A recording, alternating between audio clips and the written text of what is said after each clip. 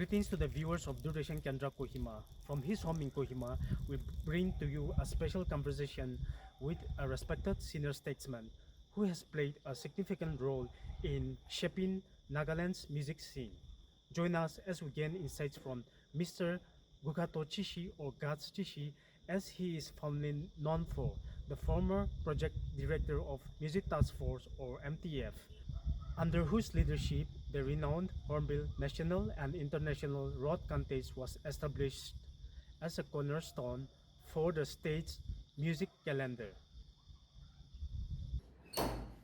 For me, retirement life has given me an opportunity to at least spread my wings and do things I want to do. Right. That at least time that I can set aside for my own personal pursuits.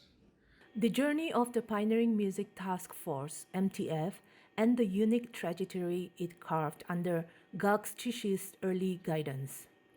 As he explains, art and culture helps to sustain tradition, but we as the music task were looking at contemporary and the future. This forward-thinking approach strategically led to their alignment with the state's youth resources and sports department, acknowledging that youth has that energy and that there is a legitimate department with the minister in the government of India, Ministry for Youth Affairs.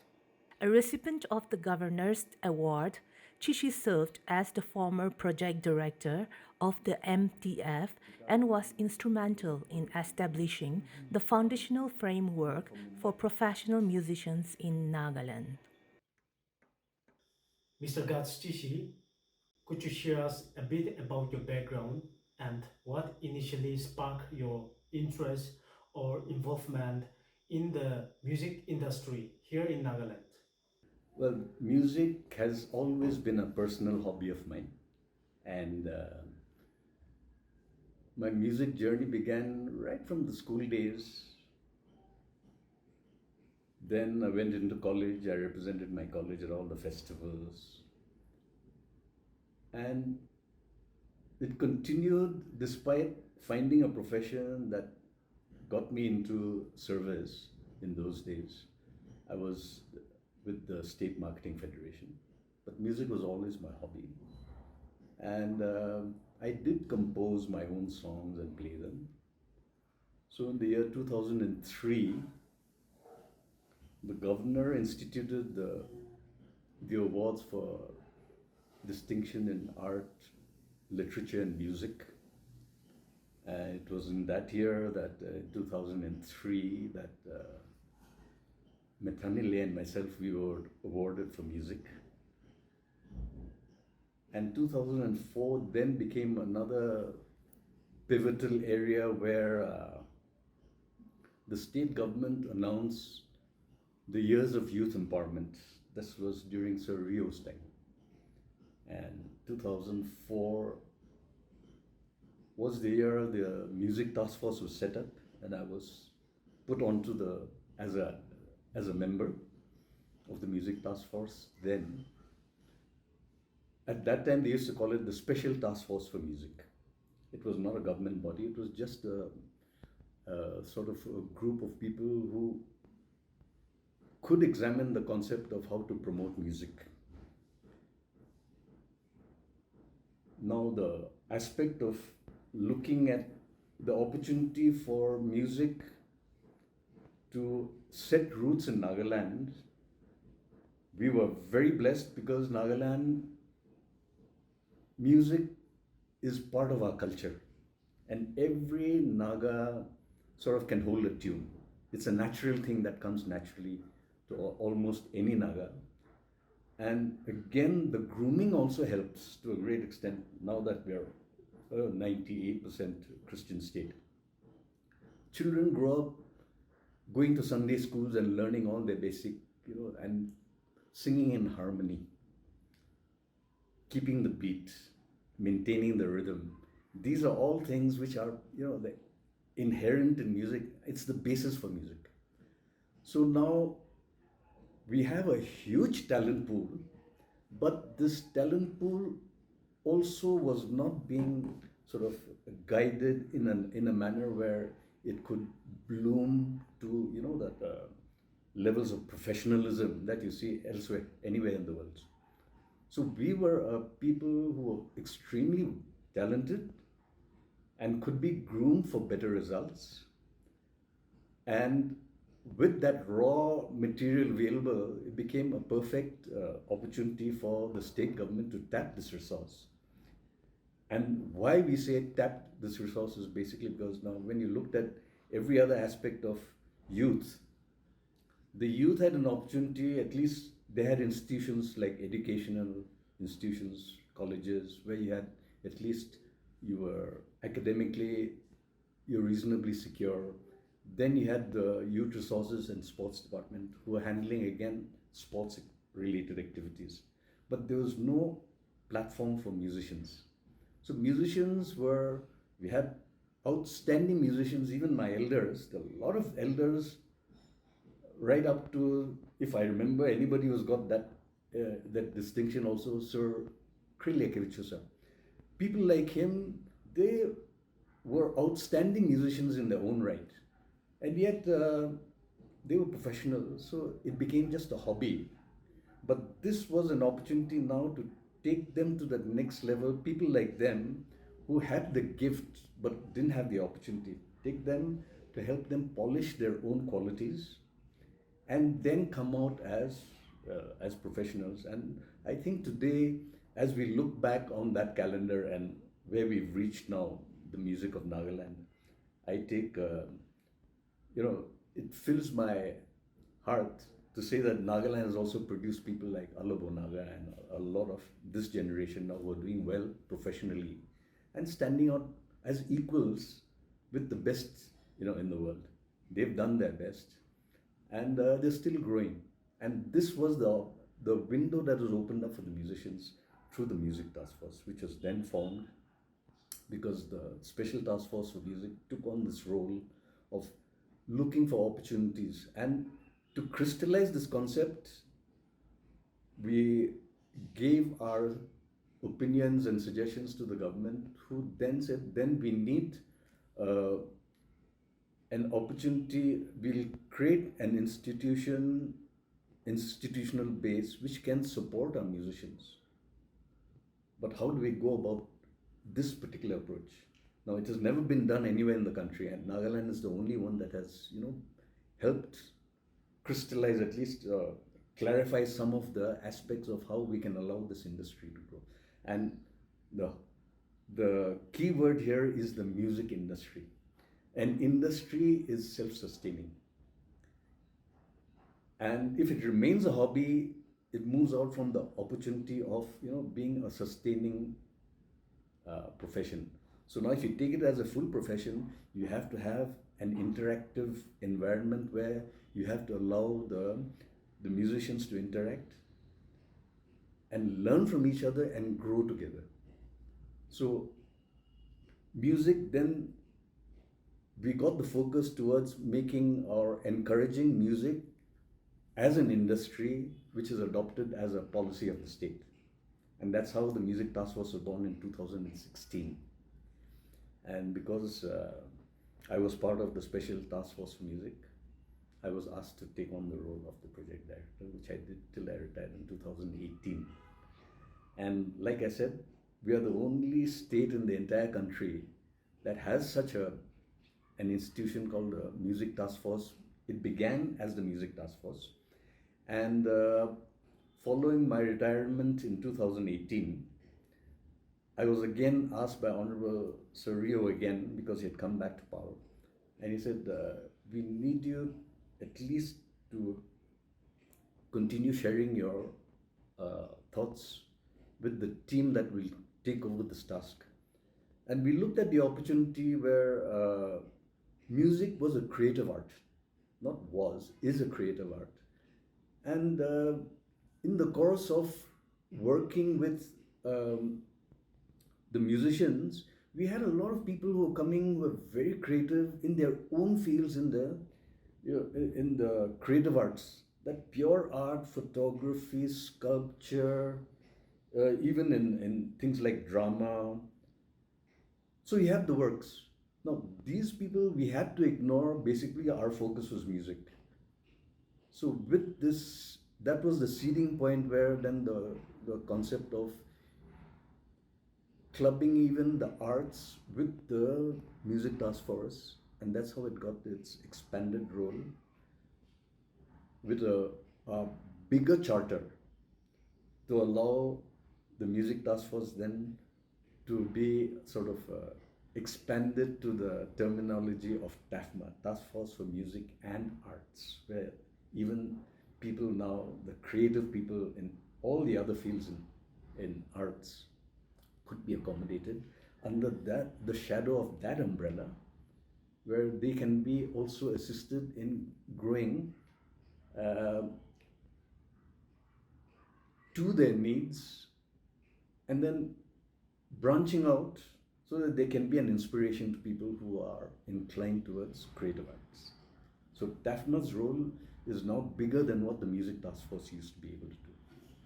And I appreciate the team that has taken over basically because they have now taken on themselves the responsibility of being a supporting system to all the other branches of the creative arts as I'd expanded. You have pure art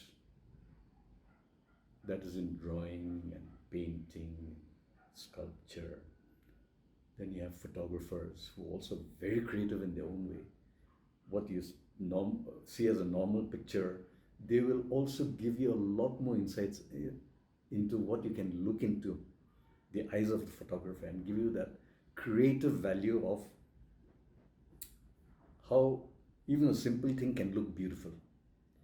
So these are the things where I'm happy that we got an opportunity to then encourage our musicians to take a look where they could look at it as a full-time profession, not just as a hobby or something that you pick up and then you got another profession to look at, so you stop doing what you love so passionately because you have to earn a living.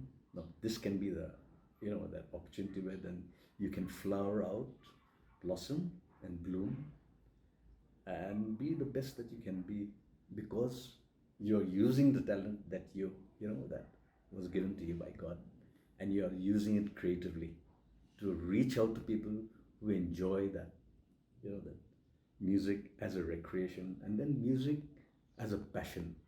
And this is something where it's a musician who will feel that passion every time one listens to good music. Good music usually brings me to tears too.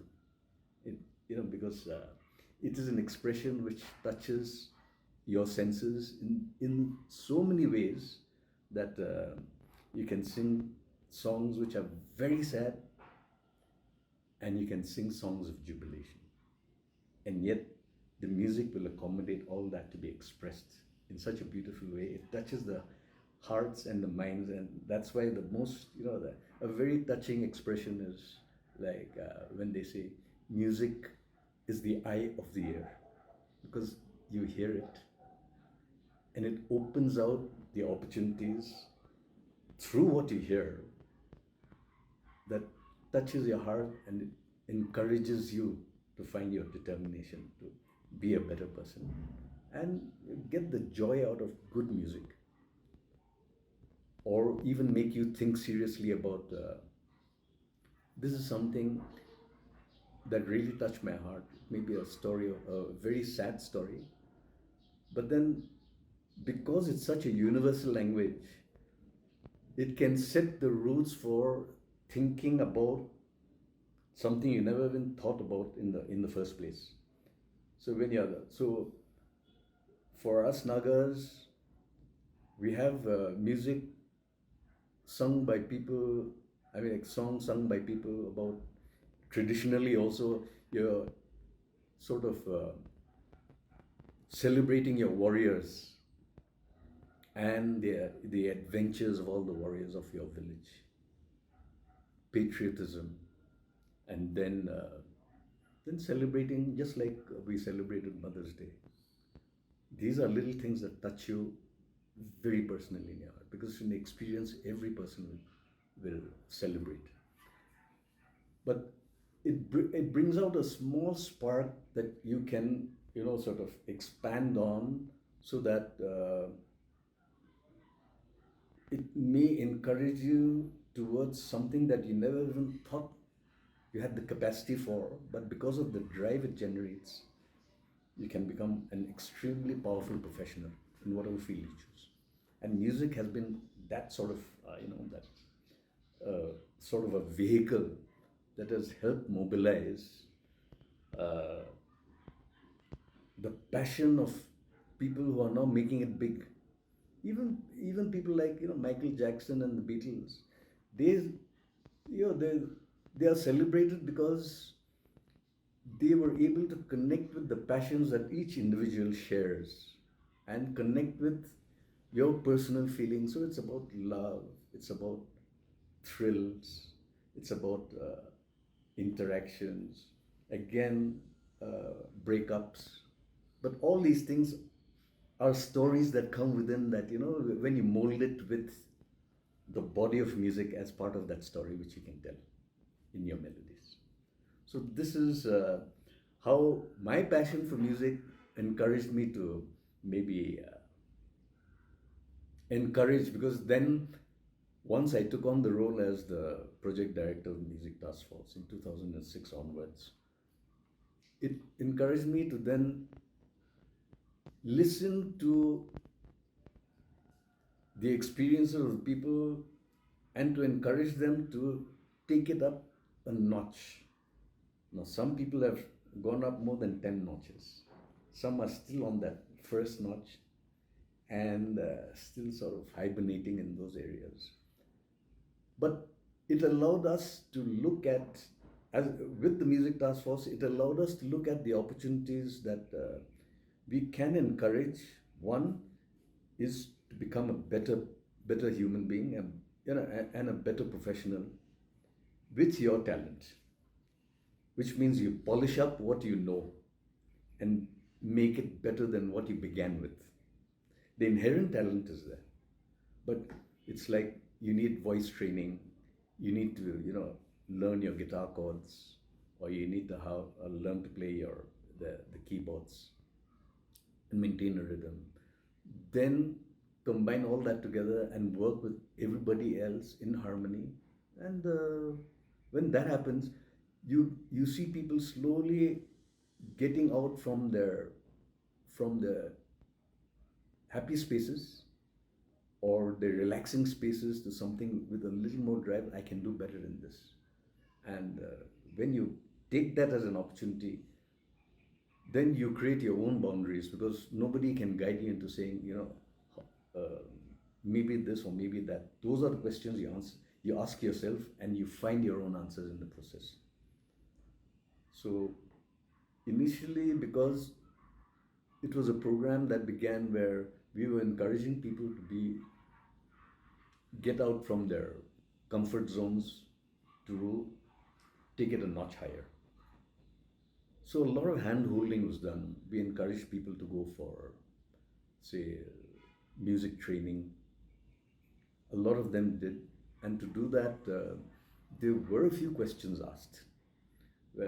Why is the Music Task Force encouraging the youth to lean towards music rather than their, professional, like in academics, where they can focus on their desired, they won't be a doctor, engineer, etc.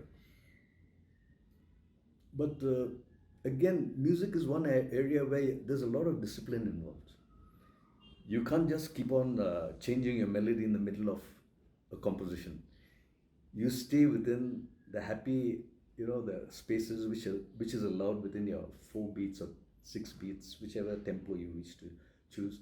And then you maintain, more like writing poetry and then putting melody to it. So you can't just break out of the blue and then you mess up the song.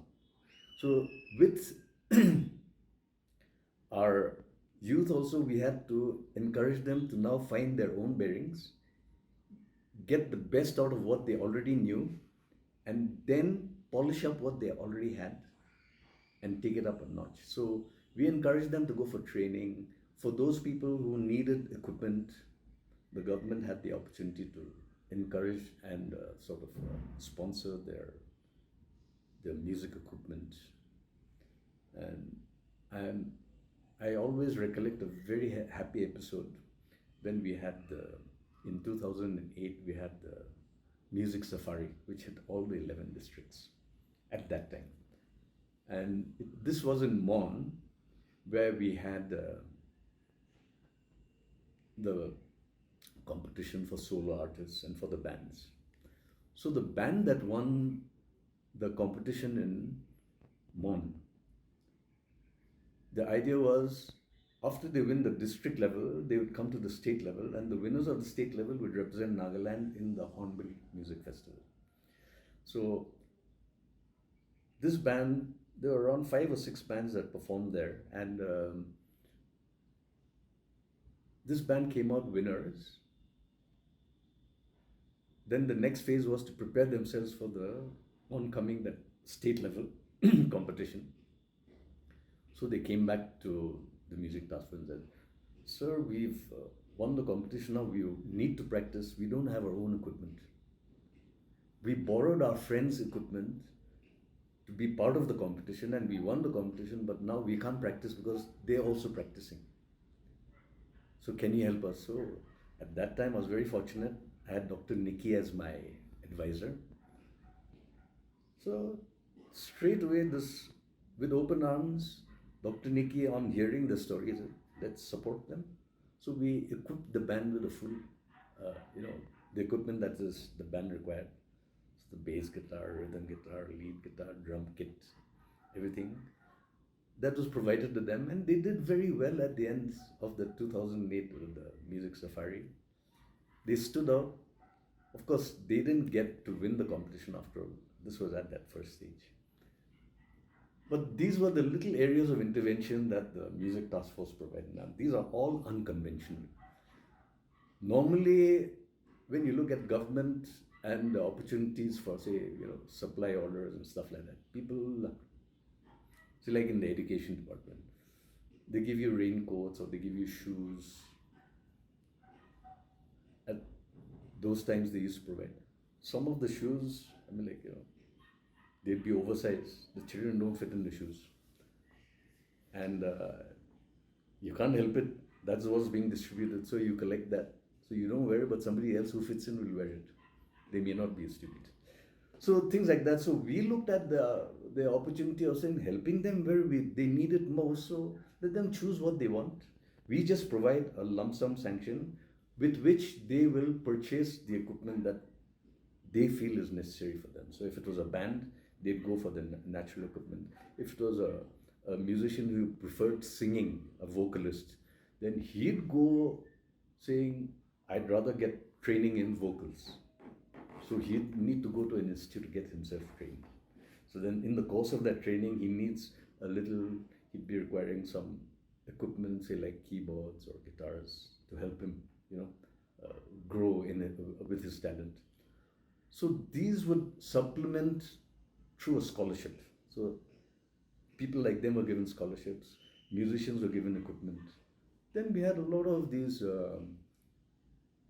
social organizations, small clubs, recreational clubs who wanted, give an opportunity for people to practice who don't have their own equipment. So we used to encourage the clubs also by providing them all the basics. So they chose, the department, Music Task Force never said, "You take this." We only encourage them to, we'll give you a sanction, you get what you need that will suffice with your needs, but we can't give you the world. You have to make your selections to fit your budget. So these were small things that along the way we walked with the people, and I must say, taking on the responsibility with the Music Task Force was a blessing for me, because I was then not performing a job. For me, it was exercising my passion to be able to reach out to the musicians and to encourage them to, get to the level where they feel they can reach and even cross that. And the interactions that I had were mostly with the youth who had a lot of big aspirations. Now, you can't carry all your aspirations to the level that you want, but then the opportunity was um,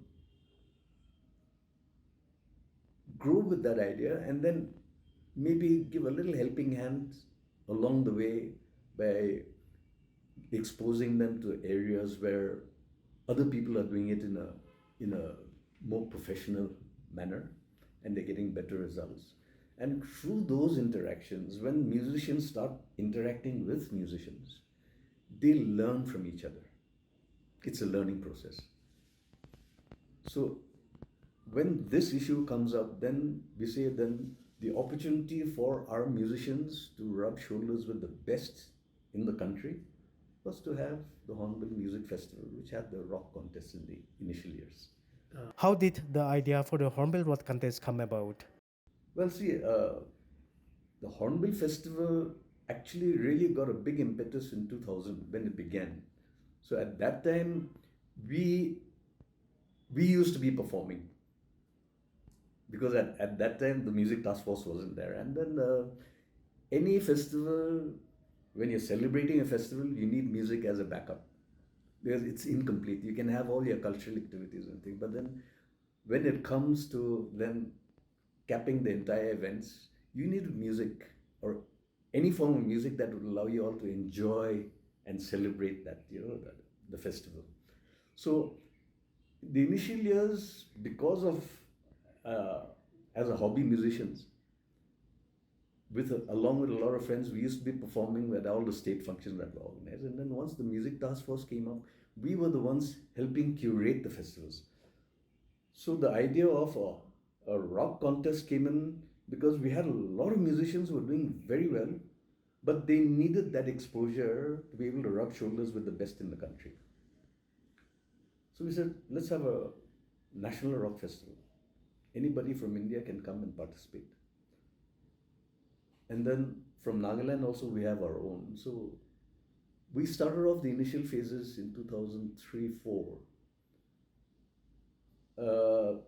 where we had the Nagaland state level rock festival.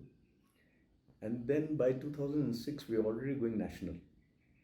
Now it involved encouraging people to come to be part of this big adventure. And in that process, our own Nagaland bands were getting an opportunity to begin networking with people from beyond Nagaland whom they never have met if this opportunity wasn't created. And they brought their skills with them. At that time, it's not that we didn't have skilled musicians. We had a lot of skilled musicians, but then these were people who had been they have been spending time in studios with recording artists, and then places like Bollywood where everything is already set for them. They just had to go and perform. But the entire networking of the music industry, which is available elsewhere in the country, it was not available here. We are still starting to grow. So this was the time to allow people with that background to come and then exchange notes with our musicians who had not been exposed to that kind of environment. So they brought their skills, we brought our talent. The fusion of that talent allowed them to then begin networking with each other. Then you had our musicians from Nagaland had a show anywhere else in the country. They say, we met that band from Mumbai, we met that band from Delhi. So then you had to connect there and you were able to get your shows together, even if you went outside Nagaland. Otherwise, you would have had to plan maybe 3 months ahead about having a show. But if you had somebody there working on the groundwork, then you just spend your travel time going there and performing and coming back. It made things so much more easier. And in those days when we used to be performing, you want to do a proper show, you took about 3 months. You were spending time practicing with your team. You were going around getting your permits and your clearances for the hall which you wanted to, sort of use for your performance. And then you're doing all the brain working and brainstorming for, do we sell tickets? What do we print? What will our posters look like? No, you're starting from A and ending in Z, performing at the, at that stage. That took about 3 months to put together. And it was a long journey, and anybody who did actually take up an event, a lot of hard work went in to just put a show together. But in this environment now, 20 years on and more, it's come to a point where you want a show, let's have one show tomorrow evening. So you have your creative artists doing your advertisements. You've got your sound guy who's taking care of the equipment. You've got the lights guy who's going to put it together. And then, well, actually, if you want the show tonight, you can still have it tonight. But then you want the show tomorrow, so let's all pull in. So they've already got the networking done where you can have a show in 2 days. This was not possible in those days. So when I look at that picture of how much we have progressed, I'd say the energy of our musicians is something that you cannot tame. They're very powerful. And it just needs, you have to sort of coax them to do it together. And when they get together, you'll not be able to find anything more powerful than them, putting a show together. And that is the beauty of our musicians from Nagaland. And along the way, maybe we've had one area where there was no difference between, ladies and gents. Each one is equal in the form of talent. So we have outstanding musicians who have also come up and done, created their own spots in the music industry. And I'm happy that the journey up to this point has been reached, and the TAPMA team is doing such a good job by expanding the opportunities. Now, the music industry cannot stay stagnant. You have to accept change. And this change can be only sort of polished if you want to make that an adventure or that journey, to take it to a level where you don't even think twice about what's going to happen beyond that point.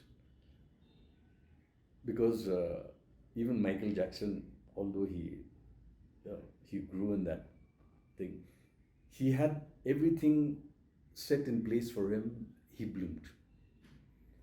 We need that environment for our own musicians who can bloom. And this networking is what the basis of the industry, that is the raw material that is available in Nagaland, has to be tapped and has to be encouraged to grow. So now, at least when I look back, by the time the rock festivals came up to that level, we had people now who were professional people. It was thought of as a useless job sort of thing, where you have these young boys carrying mics across the stage, positioning the speakers, focusing the lights and things. And it came up to a point where you couldn't do without them because they were perfect in whatever they did. And they were professionals in their own right. In other places, when you have these professional musicians performing throughout the country, taking their music on the road, these people are called roadies. They're always on the road, setting up so that the performers can, just go to their shows and perform. But everything that goes into setting up the stage and keeping everything ready so that the musician, then all he has to do is concentrate on his music, not about what he has to put together to get that show in place. So we created that opportunity where our people who were there helping, looking at what seems to be a simple job, they knew exactly what they had to do to make the musicians sound better than they are. Because you have a musician who's given a bad sound system, will not sound as good as he is. But he sounds the best when you have everything in place where he's not distracted at all. And he is doing what he loves best, getting his music across to you and performing. So we had people like them giving all the backup. And they are still there. And as we look at the opportunities that we have today, we have our own professionals now who are moving out of Nagaland providing their services, which was not known during those days. We used to import everything, even the sound engineers and everything. We used to have them coming and we had to listen to them. Right now, we can connect with the sound engineer and say, okay, maybe if we do it this way, how about it? So they didn't come with that heavy attitude saying, I know best. We grow together. And that's how when you're setting up a setting for a show, the sound engineers also play one of the, a very powerful role in the success of any of, that show that is put together. If they come with that attitude as only I know and nobody else knows, then they may wreck your output, your production. But I've met so many of them who are very accommodative, and they're the ones who have added a lot more color to what the musician intended in the first place. So these are, each one plays a supporting role in everything, and the music industry, that's how it is growing, and it must be sustained. It has to grow. And along with that, we have to adapt to change because new technology. At our time, mobile phones are just about the corner, coming around the corner. Right now, you're using YouTube to connect to everybody else who's listening to you in your small space, in your bedroom or in the living room in the office or in your house. These are little happening things which makes getting our people together and reaching out to your audiences. Because music, if you look at the larger picture, it is the people who are doing well, they have been able to balance out the audio part of it, that's the sound. But then the visual part, which makes it even more attractive, the audio visual part, which is the heart of music, getting your music across and being able to see the person who's delivering that music to you. And that is the beauty of, the concept of reaching out, and the digital age has provided this background and this opportunity to allow us to, get across to your audiences across the world. People you don't even know exist are listening to you. Mr. Guts, what's the most rock and roll thing that you have ever witnessed or maybe even did during your involvement with the music scene? If I look at my journey, I did have elder brothers who enjoyed music, but we were never together.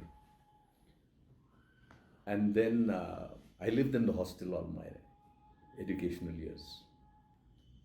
So my connect with various musicians came only at a later stage. So I used to perform solo most of the time. And with bands, it came at a later stage when I got into college. But again, even college meant it was a different crowd. So most of the competitions that I used to represent my college was for solo competitions. And that's how sort of I was able to sustain my passion for music. But what would I say that stands out? I take it back to my childhood. Because everybody sang. But then from when you look at 20 people singing and then your teacher suddenly comes up and says, okay, now you sing the main role. That was like, a feeling of that pride that from, even if there are 20 of us together, that you're being singled out to play a little special role, to sing what somebody else is not going to sing, and you take that role. So that began when I was in school, like I said, in the hostel. So we used to have our school concerts. I used to sing during those days in the concerts. And then maybe that encouraged me to then take my singing to a different passion, to a different level, where I had to be better than everybody else who was trying to sing the same melodies. So this, it encouraged that little challenge in me. Can you do better? Definitely I can. So let's do it. So these were little opportunities that were created in my own thing. Then I began writing my own songs because I couldn't do covers all the time. So maybe it is because I was doing my own music that I was recognized and I was given the Governor's Award in 2003. Because that was at a level where now I'm singing my own, not singing somebody else's song. And that maybe put me on that balance where, yeah, your original music, you have, been able to reach a level of distinction. And that's how the Governor's Award, I happened to fit that role to get it. Have you been mistaken more often for a musician or government official? I think the initial years, maybe people looked at me as a person, a performing musician, a hobby musician, because I wasn't professional. I was already into employment with the State Marketing Federation. But then after the Governor's Award, the opportunities changed, and then I had to take on a role of a guide and mentor as the director of the Music Task Force, rather than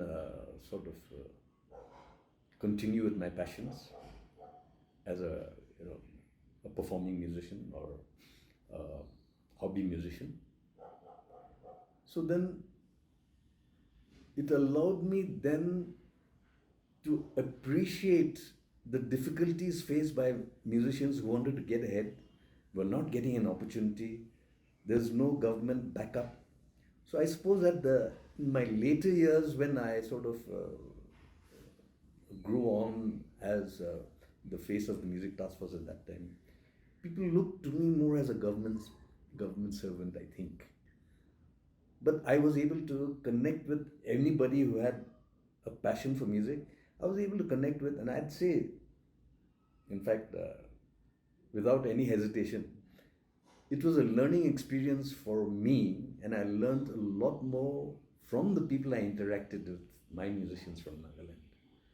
And it allowed me to also open my horizons to say that, yeah, even this is possible, and what they're talking about is achievable. We can be a little provide a little foundation for them to get to that level. So give them a helping hand while they're growing in that stage. So I'd say going on uncharted territory, because there was no this is right and this is wrong. There's nothing like that in music. Or if you don't keep the beat, then it's wrong. But if you're keeping the beat and you're doing it without disturbing the harmony that is being generated in the environment, then you're doing a good job. So this is what we try to encourage, and each one had a different approach to the same type of music that was being played. And along the way, yes, because of our outlook towards musicians, a lot of parents also used to think, no, music is not. It's okay for a hobby, but as a profession, we don't see any future for musicians in Nagaland. That is what people used to think when we were sponsoring the initial batches of children who went for training. But now people realize it to the extent where I salute the parents of the children who think beyond that level, where whether it's a profession or not, it is something that helps with the growth of a child's outlook. And if they are acquainted or allowed to built that rhythm in their system, they become a little more disciplined because, I mean, like, when you're singing a song, you can't, like I said, you can't break away and into a different story at the same time. So you finish that song with the same concept of how you began it.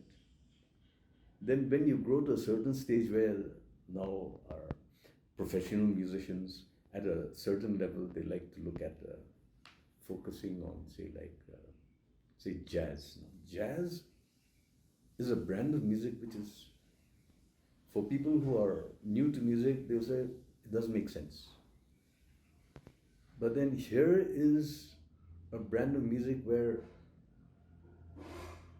you're just playing your heart out, and it seems as if that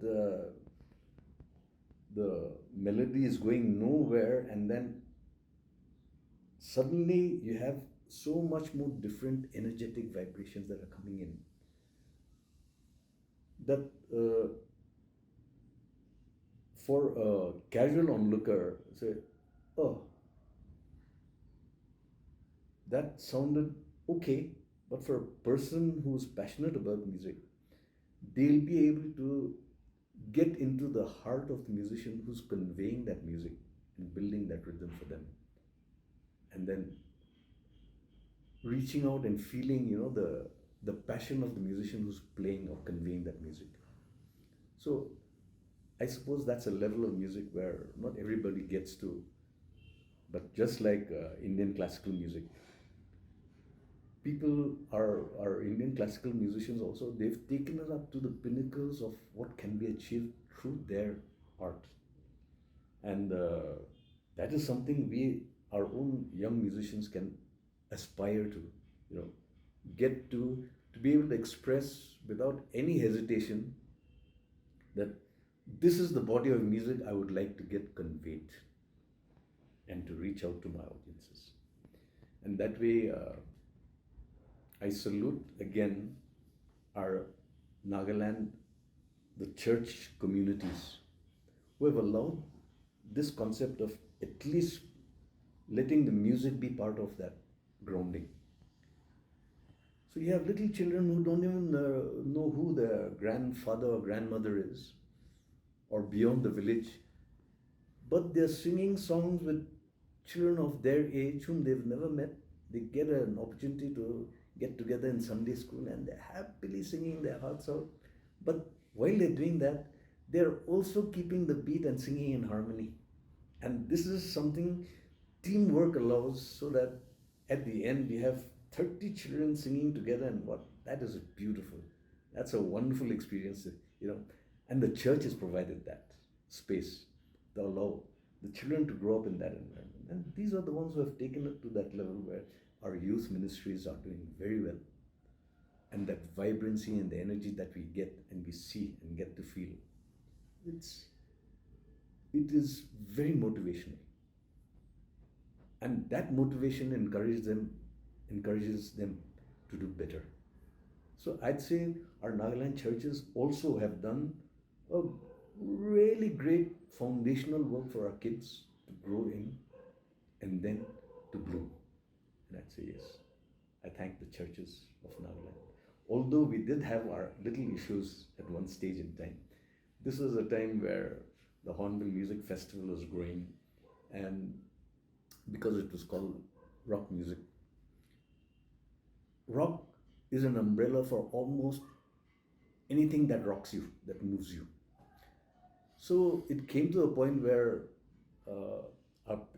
the elders from Nagaland started frowning at us. How are you allowing metal music to be performed in your spaces?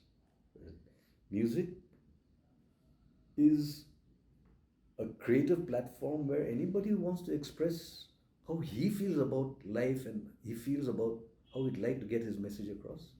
Metal is just also another expression. As much as a classical musician or a vocalist, each one sort of gets their energy and feels that satisfaction of having been able to perform to that level. Now, there was a misconception that metal music is more, it does not fit in with the model of the church. It is, and of course, with that came all the lyrics, which metal usually breaks all barriers of civil language.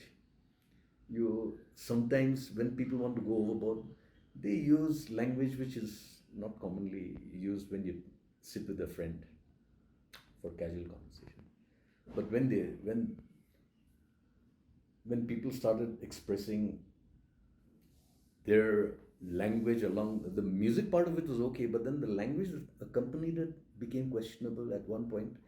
But we said, look, creative license is the heart of your music. You're allowed to do that. If it is part of your lyrics, you're allowed.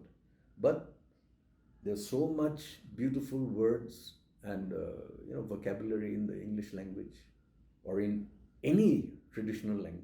There's so many other beautiful words you can use. So use that and get your message across without hurting the sentiments of people who want to actually appreciate what you're doing. So we encourage that. So we had people frowning on why is Music Task Force promoting metal music.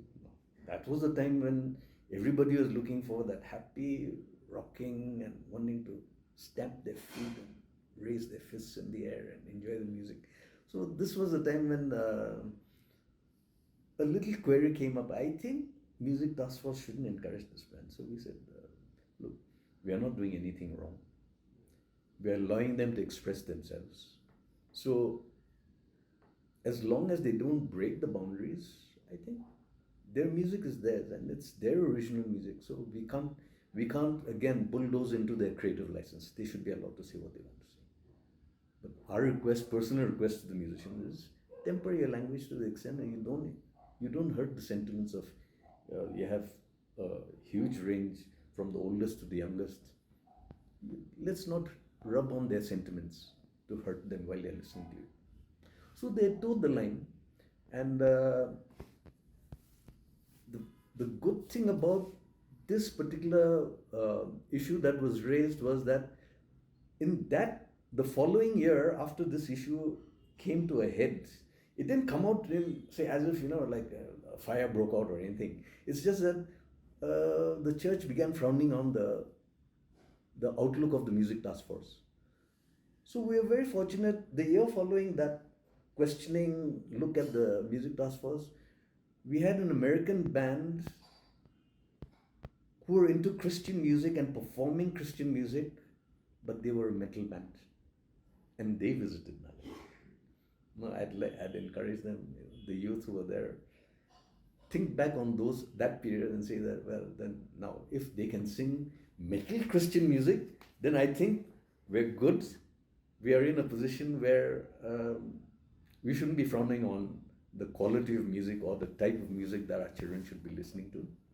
They should be allowed to do what they feel they can bring out the best in themselves and express themselves. Mr. Guts, let's talk about your own songwriting journey. When did that begin for you? And then, focusing on the Governor's Award you received, could you tell us about the specific song you composed that you believe led to that honor?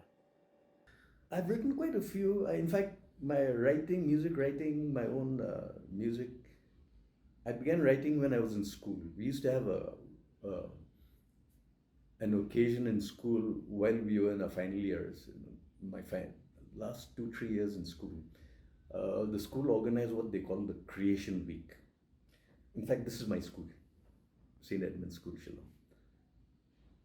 So Creation Week was a time where children were allowed to all the artists went and started doing their own. For a musician like me, I wrote my own song and performed it. And then the closing night was an opportunity for, all the musicians to come and perform the music that they had written. So that journey began writing my own music, began in school. And into college, I did keep on writing a bit. Now, having studied in Delhi, missing home was something very common.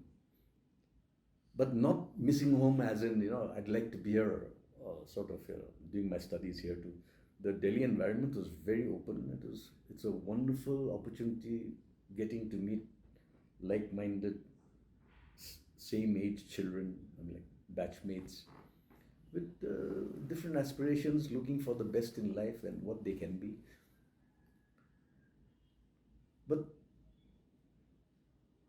something that always grew on me, because, like I said, I'd been in the hostel most of my time. I had very limited time at home. But then I remembered a lot of things what Nagaland afforded me. And it was there that I conceived of the song that I'd write my own song about Nagaland. So this was a song which I had written in 2002, and I had performed it in 2003. And I think the panel that looked into the awards that were to be given, they liked my song, I think. So maybe the panel used that opportunity to say, okay, then he's been performing, but then this is his song. I think he deserves it. So that's how I got my governor's award for. I don't have a title to that song. I've performed it a few times. I just labeled it Nagaland. That's the song that I wrote. What advice would you offer to the current generation of leaders and stakeholders involved in promoting music and the arts in the state? And what are your aspirations for the future of music in Nagaland and the ongoing development of its musicians? In its present context, I'd say the TAPMA team is doing a great job.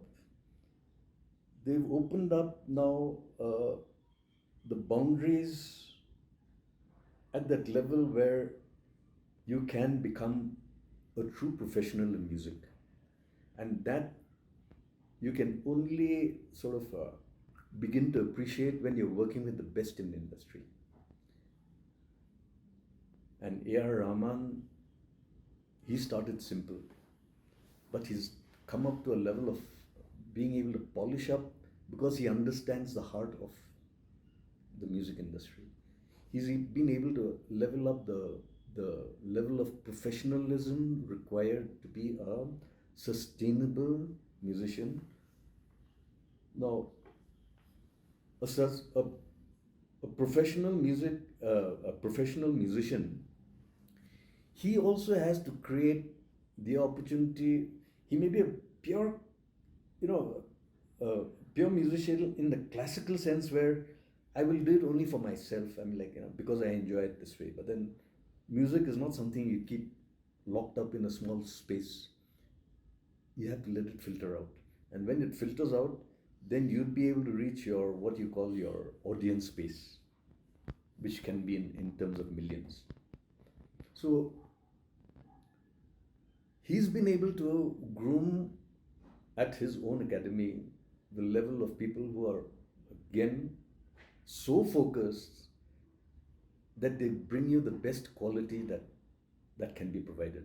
And when you're groomed by people with that focus, or just like diamonds don't come out as diamonds from the coal mine. You got to extract it and then you polish it up and then you see the beauty in the diamond. Otherwise, it starts off just as another part of that charcoal that was being dug in the mines. Now, that process of being able to identify the value of that diamond, which was then mined, and then to give it its beautiful shape, that it can radiate its beauty. That is the process that our musician needs to grow. And the initial stages, it's very bruising. When you're being polished, you're going to get hurt all over the place. But then if you use that pain as a guiding sort of,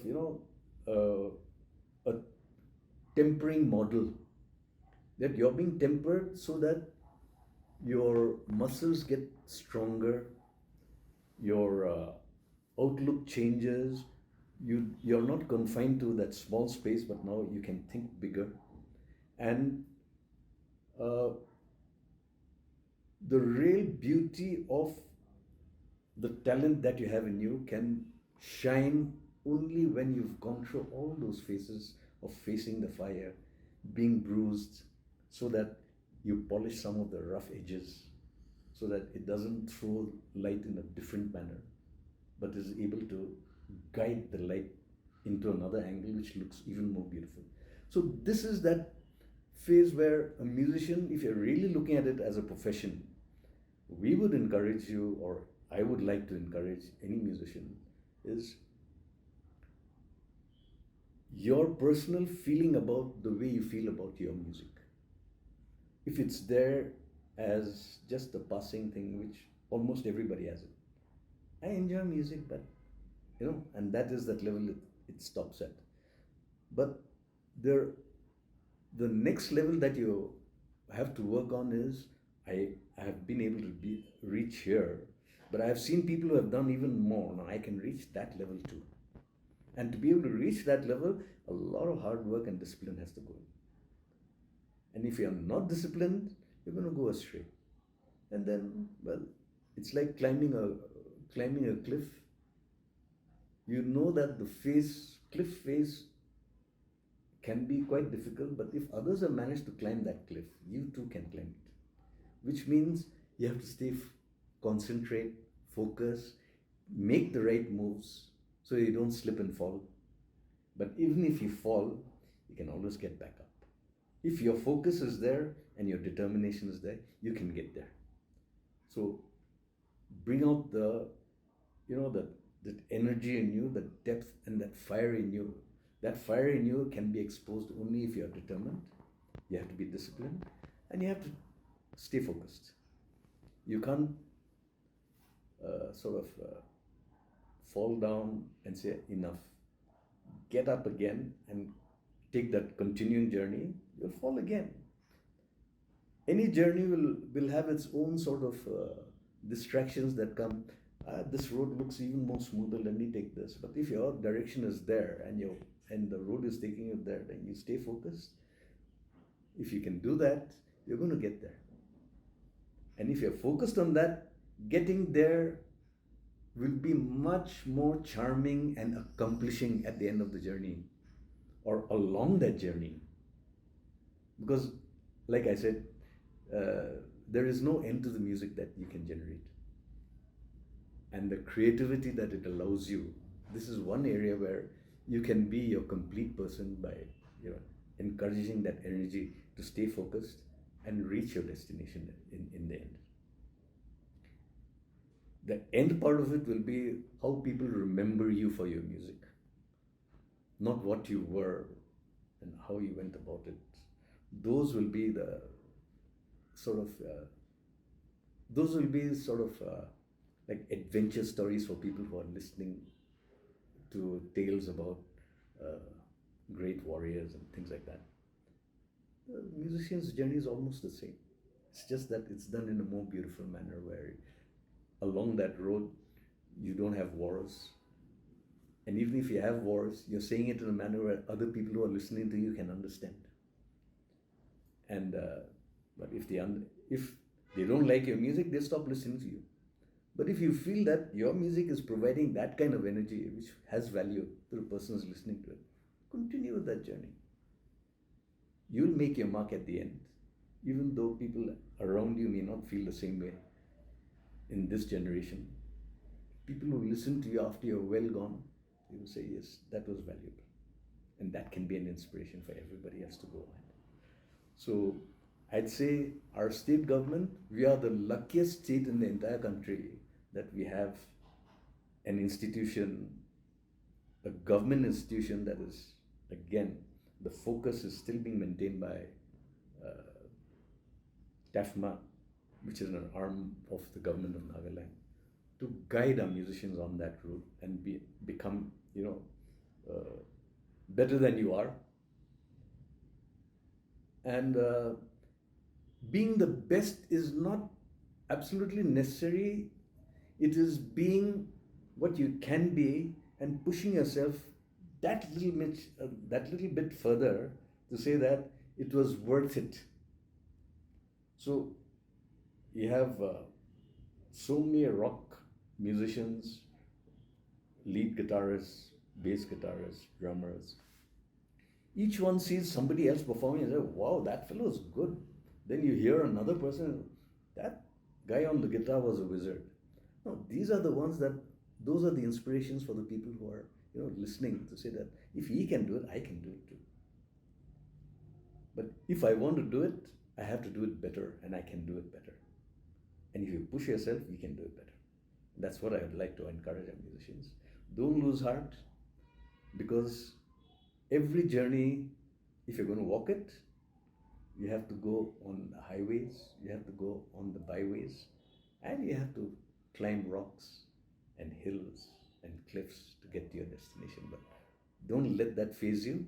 Keep on that journey. You'll reach your destination.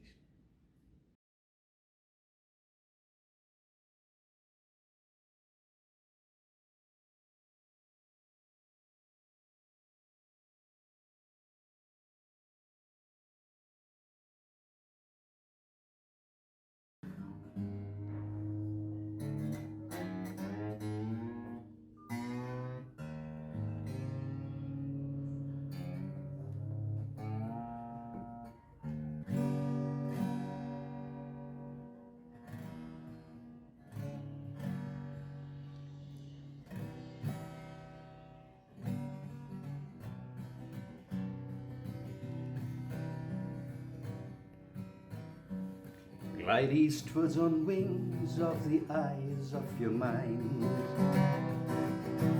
to a dawning sunrise caressing awake.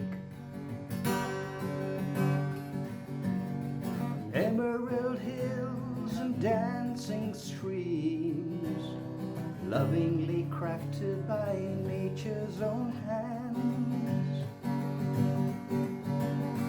Bask in the myriad diversity of beautiful Nagaland.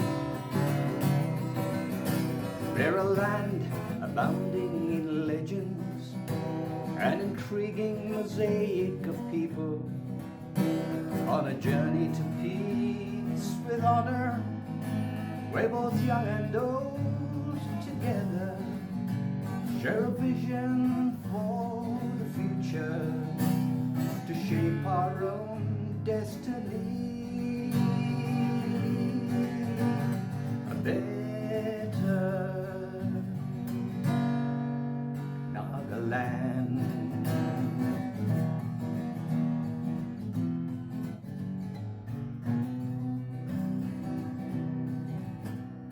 Watch regal Mithun as they stride through the glades of the Saramati, Jafu and Tea. Shy Tragopan, they flit through the woods, traipse in the hills and the highlands, the Doyang, Diku and Tizu faithfully weave through the ranges.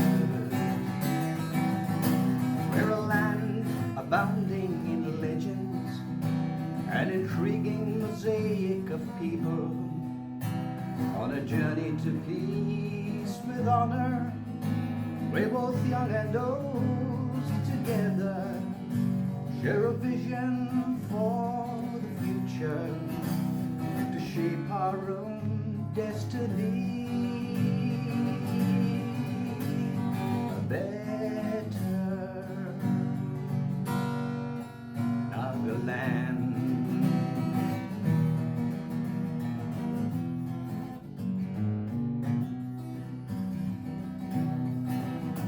Royal Hornbill cruise their lanes in the skies.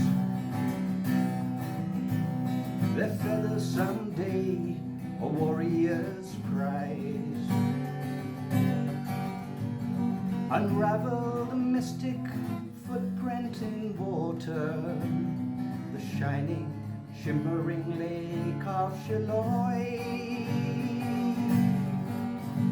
Come east to see this and much more in enchanting Nagaland.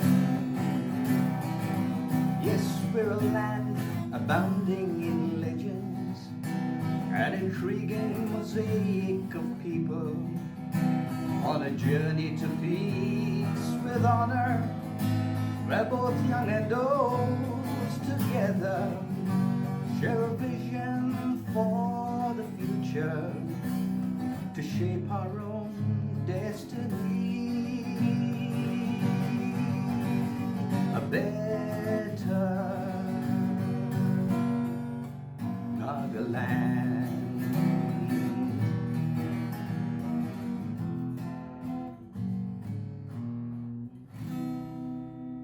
Now that's it. That's the song I wrote. That was an interesting, insightful conversation with Mr. Gugs Chishi, a man whose early leadership of the Music Task Force has laid down the foundation for the Nagaland's vibrant music scene. We sincerely extend our gratitude to Mr. Gugs Chishi and thank you, viewers from Kohima and beyond, for joining us.